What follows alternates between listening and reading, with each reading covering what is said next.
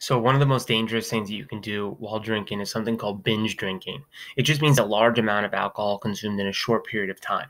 So men, if you're drinking 5 or more alcoholic drinks within a 2 hour time period, that's roughly what binge drinking would be. So women would be 4 or more within that same time frame.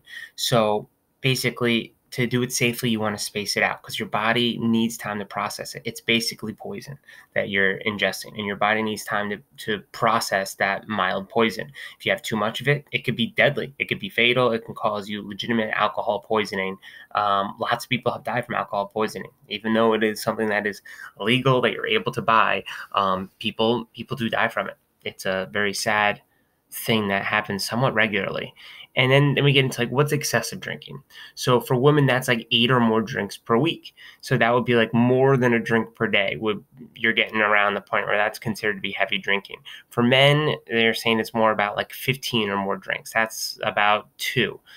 I think that, most people don't need to have more than two in a day. But if you are doing that, you're not really binge drinking anymore. But you are constantly regulating alcohol in your system. So that's not really great either.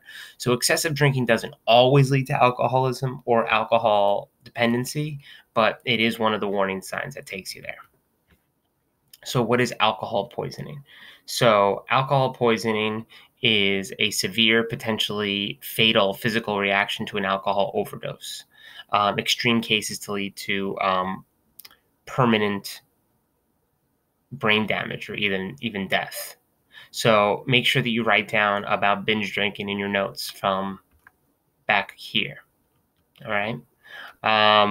So extreme effects of alcohol poisoning could be mental confusion. You can even go into a coma or be unconscious, vomiting, having seizures, having a paleness of skin, slow breathing. Over a long period of time, this really does a lot of damage to your liver. Could lead to an increase in heart attacks, high blood pressure, stomach ulcers can start to develop from the stress of always having to deal with alcohol in your system. Liver cancer, pancreatic cancer, sometimes learning problems can develop from it, having it.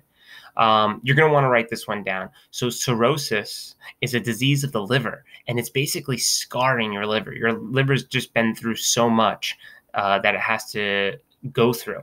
So it's almost like you're aging your liver prematurely. If your liver has to do its job to filter out toxins in your body and process that stuff.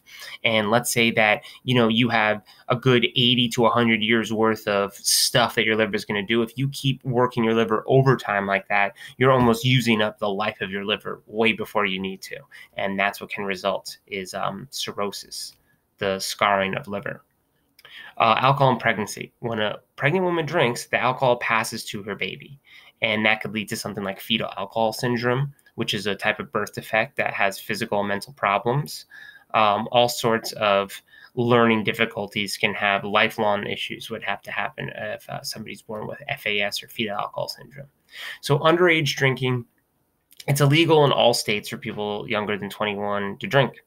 Underage drinkers, though, account for about 11% of all alcohol consumed in the United States. That's a lot for this it's all illegal right here. It's the most commonly used and abused drug among the youth of the United States. It's just one of the most socially acceptable, I'd say, drugs that people do abuse. And it is a drug. It really is, and it's a dangerous drug that people die from.